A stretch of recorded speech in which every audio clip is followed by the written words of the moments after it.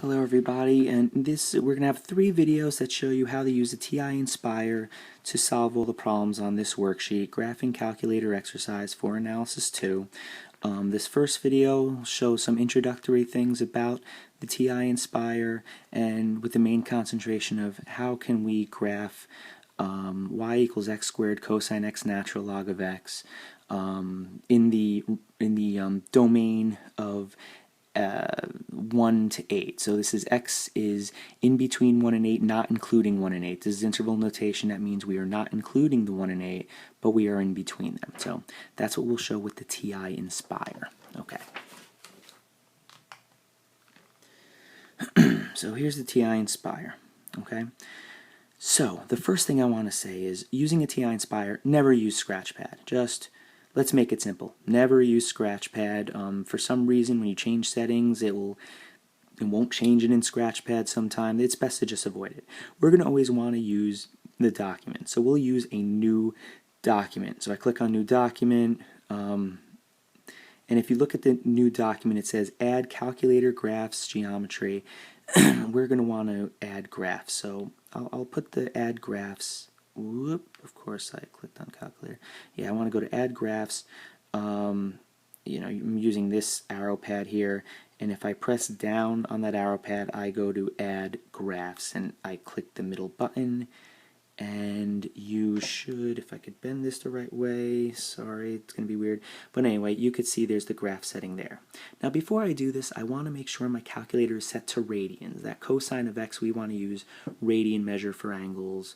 And that's what I asked you to do. So if I click this on button with the home, I press that. If I go to the settings option over here and I enter settings, you'll see a few options, and one of them will be document settings. If some versions it might say settings, and you'll see 2 different types of settings, one for general and one for graphs and geometry. In that case, you'd have to go do both of them. So here I have document settings, and you have a bunch of different choices for things you want to do. We're gonna, depending on what you want to do, you might want to change some of these things, but more often than not you leave everything the same except for the angle. Just make sure you are in radians and not degrees. Okay, so I'm going to be in radians. If your TI-NSpire gives you 2 different settings, one for graphs and one for general, you would just change it in both of those different settings. So now I'm going to keep pressing down until the box goes over the OK. Press this middle button here, and now I'm in radians. So I'm going to go back to current document because I already created a document for my graph, and you could see the graph there. Okay, so what I'm going to do is I'm going to I'm going to write the function here. So sorry you won't really be able to see it because of the lighting, but you could watch me type it here. So I need to do x, and then I press the x squared button over here, and that'll square it. I press times, and you would see this all coming up on the function. You'll see it when I'm done with this. I go to trig, and that'll get me to this menu here. So I go to cosine. Whoop, go up there. Press cosine of x. I'll put the x, and then I want to put that end parenthesis there to close that off. And then I'm going to put times, go control above the e to the x is natural log of x. And you could, if I bend it right, you could see that over there. And then I press x, and I pressed the times, my mistake. I press the letter x, and then I'll put the end parenthesis. Okay, so now I have that, and if I press enter, you'll see the graph show up. Okay, now so that's the graph, but remember we only want to look we want to only look from 1 to 8. So let's start by doing settings. If I press the menu button right here, if I press menu, it'll bring me to this setting options, and you want to go to Windows Zoom. We'll do that to start. So if I go to window zoom, I see window settings, and let me just start there by changing it. It says x min negative 10, x max 10, that's the default, but I'm going to go x min of 0 and an x max of 9. I like to have a little wiggle room on the left side and right side. That's why I pick 1 and 8, so I have 0 and 9. The X scale is auto, and what that's telling you is where the tick marks are going to be. Right now, the calculator just kind of determines what it wants to put there. I'm going to just put 1 so that there's a tick mark at every 1 for X. So it's just a little bit easier for us to see what's going on there. I'll leave the Y min and Y max where it is now, just to kind of illustrate a point. So I press down until I get to the OK, and I'll press OK, and now you can see that the graph is from 0 to 9. But another problem you see with the graph is that it cut off some of the minimums and maximums, okay?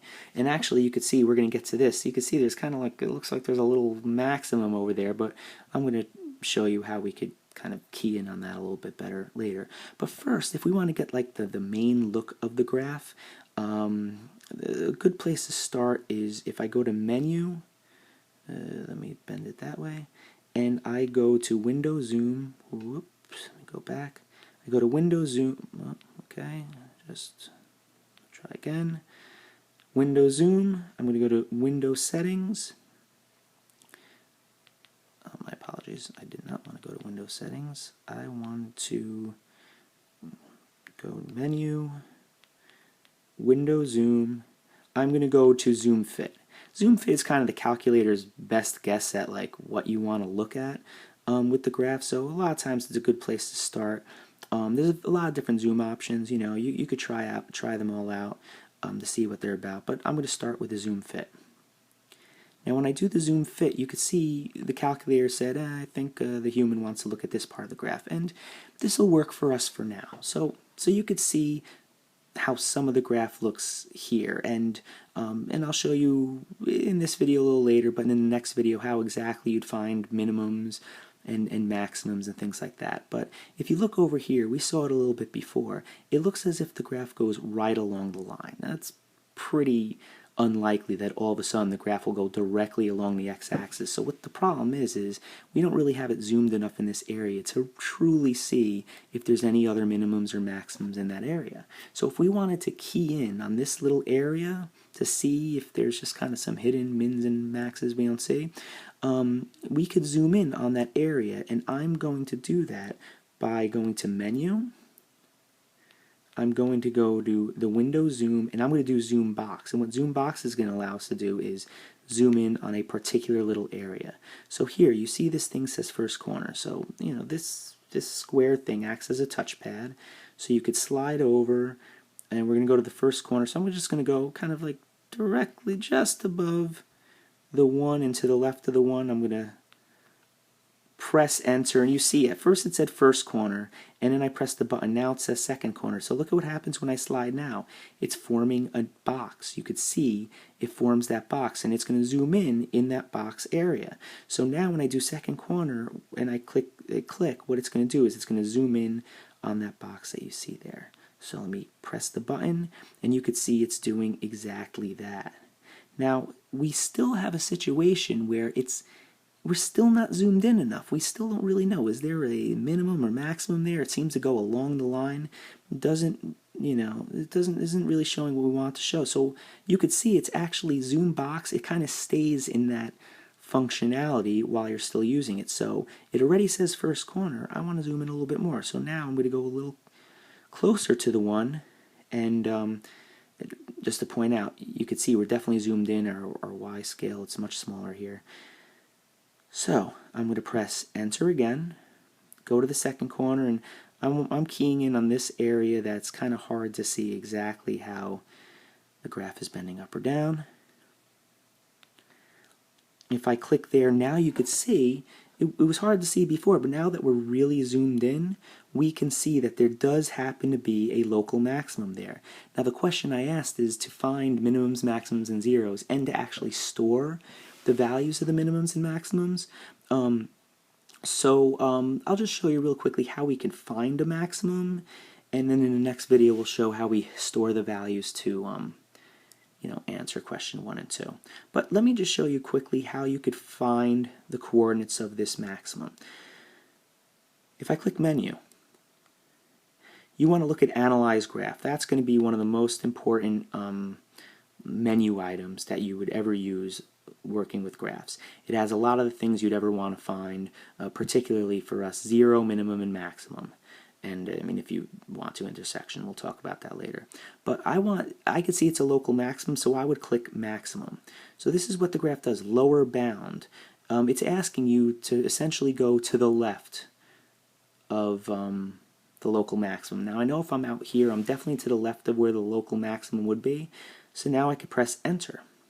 Now it says upper bound. What they mean now is they want you to go to the right. And if you notice, not only is it highlighting the area I'm talking about, but wherever it finds a local maximum, it actually gives you those coordinates right away, which is pretty neat. So if I press the button again, that's it. Now it actually gives the coordinates of that local maximum. Now I'll show you something else. You could see that this point ended up being kind of right along the function, makes it a little hard to see. Well, you also see this little hand, this hand grabby thing. Well, if you put it over the points, this hand grabby thing, if you hold this button here for a little bit, all of a sudden the hand grabbed it, right? So if I just drag this up, now it's kind of out of the way of all the mess over here, and it's going to make it easier for me to analyze this later. Okay, so in the next video we'll talk about finding the mins, maxes, and zeros, and then how can we store this x value so that we could use it to solve question 2. So that's in the next video.